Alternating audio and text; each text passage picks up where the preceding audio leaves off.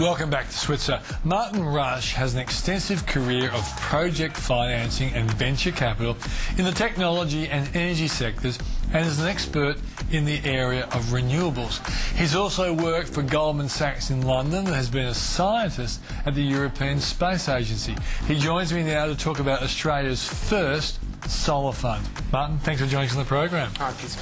So tell us what a solar... I guess we figure we understand, but what exactly is this solar fund? Okay, well, we're investing in solar power in Australia. So, obviously in Australia we've got a great solar resource, got a lot of sunshine. Got a bit of sunshine. Got a bit of sunshine, which is a good thing. But also the technology that generates electricity from sunshine, in our case solar PV, solar photovoltaic panels, is now well-proven technology. It's stable, simple technology, it's quite inert. It works, the sun comes up, makes electricity. And so we're investing in that technology in Australia. Okay. I'll give you an example if that might help. And so if you take, for instance, a remote or regional township presently being powered by diesel generators. Right. Now, it's ridiculous. Ridiculous. Yeah. Shipping the diesel to them is expensive, and also it's a very dirty form of power. So we take away the diesel generators and we replace that with a small solar power station. Generates electricity at the same price, generates a good return for our investors, but it's clean and sustainable electricity. How big is a solar power generator? Well, it might be 1 megawatt only, which is about $5 million of investment. Yeah, but give us an idea of what it looks like. Does it look like a house? Does it look like a building? Yeah. Okay, in that instance, that would probably be a couple of hundred square meters. So you're talking about, you know, a couple of football fields. A couple of football fields. And would there be like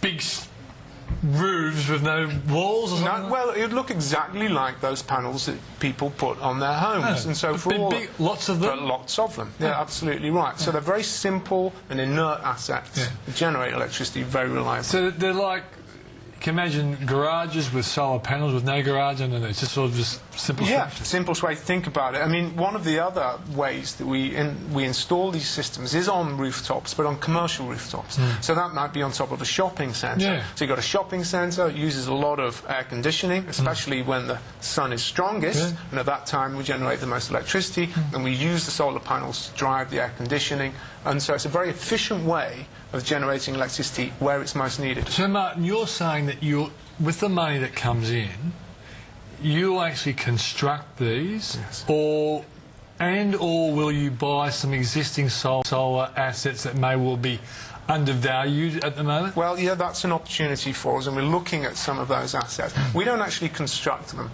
We fund expert construction companies. Yeah. And so we work with top-tier technology providers and top-tier construction companies, and we provide the finance for them. Yeah. So will you then pick off the areas that where you can make a buck, in a sense? Yeah, you work out the cost of the diesel power generation, its isolation, its exposure to the sun. You just do a cost-benefit analysis. Of course. And if solar's better, we put in solar. I mean, at the end of the day, obviously this is about generating clean and sustainable power, but at the end of the day, it's about generating a good return for our investors. And so it's about specifically generating a reliable and good return for our investors. But how do you convince, say, a town of Unandata, for example, to switch from its normal to you? Okay, well, on a cost proposition, we're not asking anybody to adopt this technology through altruism. Absolutely not through philosophical reasons. I mean, we're saying to them, look, we think it's going to be cheaper. Yeah. Okay, so has this actually been done to date anywhere? Absolutely. It's being done all over Europe, where their solar resource is not nearly so good as ours. Anyone's been there knows that. Look at Germany. Yeah. I mean, Germany's already got coming up for 17% of its energy coming from renewables, and a large part of that comes out of solar.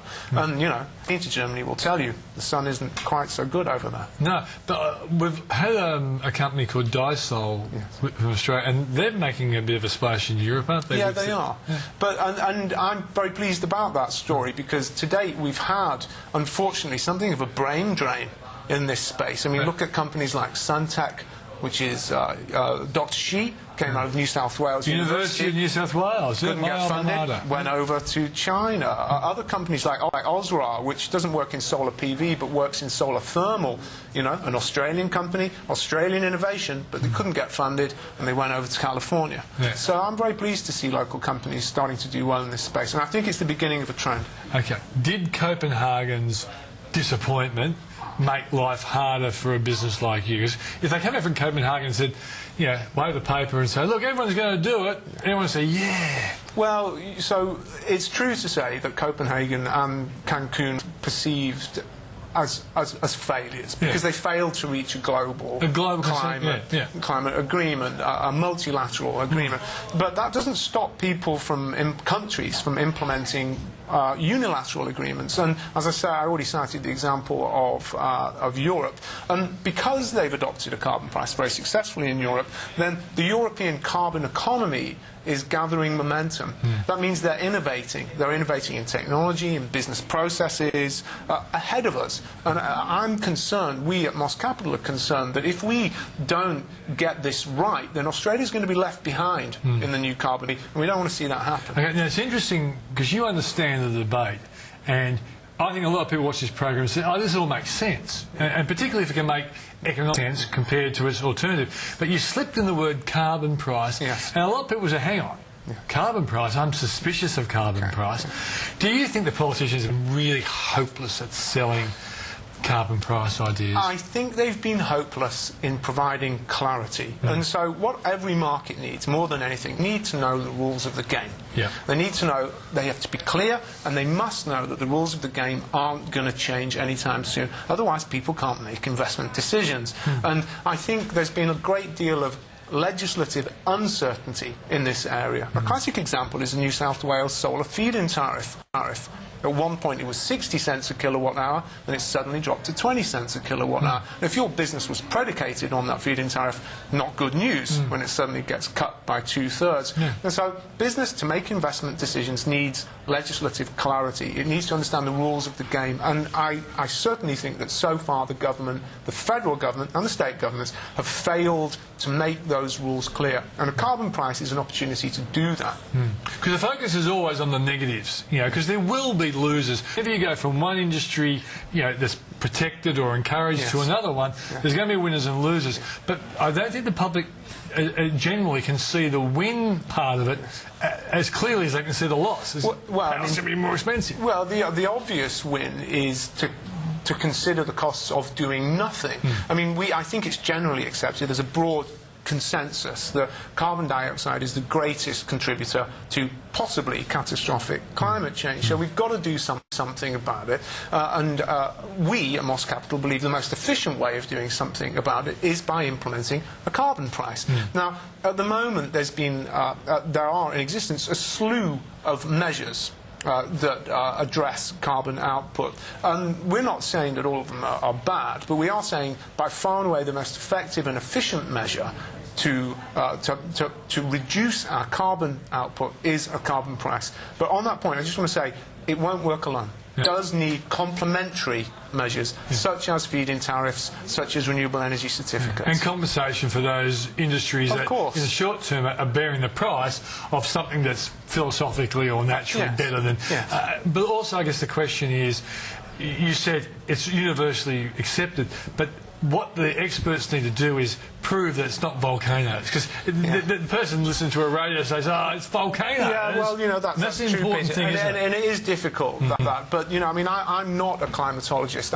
I'm not a scientist in that area. But I readily defer to people who are, and the Intergovernmental Panel on Climate Change, as you know, built a very, very strong case that climate change is anthropogenic, that it's man-made, and that it's driven largely by emissions. We need to do something about those emissions. It's coming anyway, so if we're going to do it, let's do it in an efficient way which allows us to invest And to do that, they need legislative certainty. Yeah, yeah. And the thing is, around the world, Europe is on board. What's the price of carbon in Europe? It's trading anywhere between 15 and 20 euros. Yeah, okay. And we've been talking about a carbon price around here around 30.